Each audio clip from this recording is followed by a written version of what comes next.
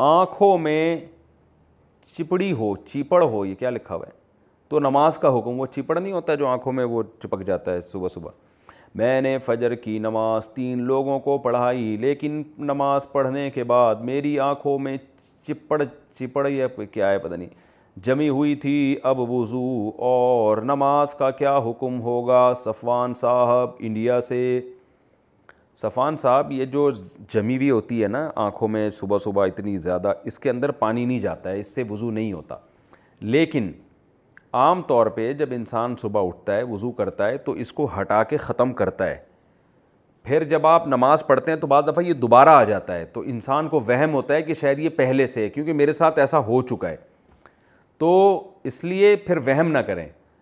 غالب یہی ہے کہ جب آپ صبح اٹھے تھے، آپ نے آنکھوں کو مسلا تھا، آپ نے وضو کیا تھا پراپر طریقے سے، تو تھوڑی دیر میں وہ چپڑی جسے آپ کہہ رہے ہیں یا چیپڑ کہہ رہے ہیں یا چیچڑ کہہ رہے ہیں، واللہ عالم اردو میں اسے کیا کہتے ہیں مجھے نہیں پتہ، تو ہم تو کچھ کہتے ہی نہیں، ہٹا دیتے ہیں بس کہے بغیر، تو اس لیے ہمیں پتہ نہیں اس کو کہتے کیا ہیں.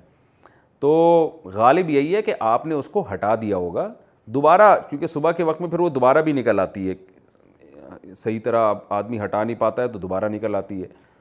تو غالب یہی ہے، میرا خیال یہی ہے کہ یہ دوبارہ نکل آئی ہوگی، اس لیے آپ وہم نہ کریں. بہرحال اگر آپ کو 100% یقین ہے کہ میں جب صبح اٹھا تھا تو یہ میری آنکھوں پہ تھی اور میں نے اس کو ہٹایا نہیں تھا اور میں نے وضو کیا اور وضو کا پانی آنکھ کے اس کنارے پر نہیں گیا، یہ نیچے تک پہنچی بھی ہوتی ہے تو پھر اندر نہیں جاتا، اگر آپ کو 100% یقین ہے تو پھر نماز دوبارہ پڑھنی پڑے گی.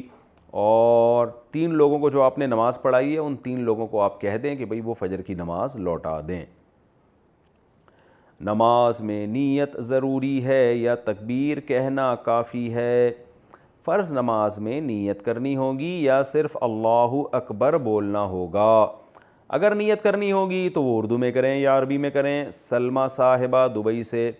دیکھیں نیت نماز میں ضروری ہے، لیکن نیت دل کے ارادے کا نام ہے، اور دل میں ارادہ انسان اپنی زبان میں ہی کرتا ہے جو اس کی مدر لینگویج ہے. بس دل میں نیت کرتا ہے میں نماز پڑھ رہا ہوں، تو بس اتنا کافی ہے. پھر جو نماز ہے اس کی نیت کر لیں، ظہر کی ہے تو ظہر کی نیت کر لیں، عصر کی ہے تو عصر کی، فرض کی ہے تو فرض کی کر لیں.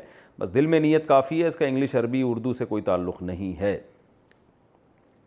زمین گول ہے تو کعبہ کی طرف رخ کیسے ہوگا؟ کچھ لوگ کہتے ہیں کہ زمین فلیٹ سیدھی نہیں ہے بلکہ گول ہے، لہذا ہمارا رخ مارس کی طرف ہوتا ہے، یعنی مریخ کی طرف، کعبۃ اللہ کی طرف نہیں ہوتا. اس بارے میں وضاحت فرما دیں سجن علی. یہ عجیب پاگل قسم کے لوگ ہیں. زمین اگرچہ گول ہے تو آپ نے کوئی خط تھوڑی کھینچ کے لے کے جانا ہے. اب جیسے میں یہاں نماز پڑھ رہا ہوں، زمین گول ہے اور بیت اللہ زمین کے اس طرف ہے، یعنی یوں سمجھیں کہ بیت اللہ ادھر ہے اور ہم بالکل 180 ڈگری پہ دوسری طرف نماز پڑھ رہے ہیں. یہ کسی کو اشکال ہو سکتا ہے. تو ہم جب رخ کریں گے تو ہمارا رخ تو یوں زمین گول ہونے کی وجہ سے سیدھا آسمان کی طرف چلے جائے گا. تو پتہ نہیں مریخ پہ جا رہا ہو یا عطارد پہ جا رہا ہو یا زہرہ پہ جا رہا ہو یا سورج پہ جا رہا ہو، کہاں جا رہا ہو ہمیں نہیں پتہ. تو بھائی شریعت نے جب کہا ہے نا فولوا وجوہکم شطر المسجد الحرام، مسجد حرام کی طرف رخ کرو، تو اس کا مطلب یہ ہے کہ جہاں بیت اللہ ہے تو زمین میں اس طرف رخ کرو کہ اگر ایک خط سیدھا کھینچا جائے، زمین پر کھینچا جائے تو وہ خط جا کے بیت اللہ سے ملے. اس کو کہتے ہیں زمین کی طرف رخ کرنا. عرف میں اسی کو کہا جاتا ہے. اتنی سائنٹیفک طریقے سے خط کوئی کھینچے کہ جا کے سیدھا ہی لے جائے آسمان پہ، وہ تو کوئی اس نے جو ہے نا وہ کوئی خلائی سیارہ آسمان میں بھیجنا ہو تو پھر تو اتنی کیلکولیشن کی جائے گی. جب ہم کہتے ہیں کہ بیت اللہ کی طرف رخ کرو تو مطلب یہ ہوتا ہے کہ زمین کے اوپر اگر خط کھینچا جائے تو بیت اللہ سے جا کے ملے. تو ہم جب بیت اللہ کی طرف رخ کر کے نماز پڑھتے ہیں یا مسجد حرام کی طرف رخ کر کے نماز پڑھتے ہیں تو اگر ہم زمین کے اوپر خط کھینچیں گے تو وہ سیدھا جا کے بیت اللہ سے یا مسجد حرام یا اس کی سمت میں چلا جائے گا. عین بیت اللہ یا مسجد حرام کی سے جا کے لگنا بھی ضروری نہیں ہے، اس لیے کہ اتنی دور جب انسان کھڑا ہوتا ہے تو ذرا سا بھی 1 ڈگری بھی انحراف ہو گیا نا تو وہ تو کہاں کا کہاں نکل جائے گا. اس لیے قرآن نے کہا فولوا وجوہکم شطر المسجد الحرام، مسجد حرام کی جانب رخ کرو. جانب کیا؟ 4 جانبیں ہوتی ہیں، مشرق مغرب شمال جنوب، اور ہر جانب 45 ڈگری کی ہوتی ہے. تو اس لیے علماء نے کہا ہے کہ مسجد حرام کی طرف کسی نے اتنا رخ کر لیا کہ اگر زمین کے اوپر خط کھینچا جائے تو مسجد حرام سے جو ہے وہ 45 ڈگری ادھر اور 45 ڈگری ادھر، اس کے بیچ میں سے بھی جا رہا ہوگا تو بھی وہ نماز آپ کی ادا ہو جائے گی.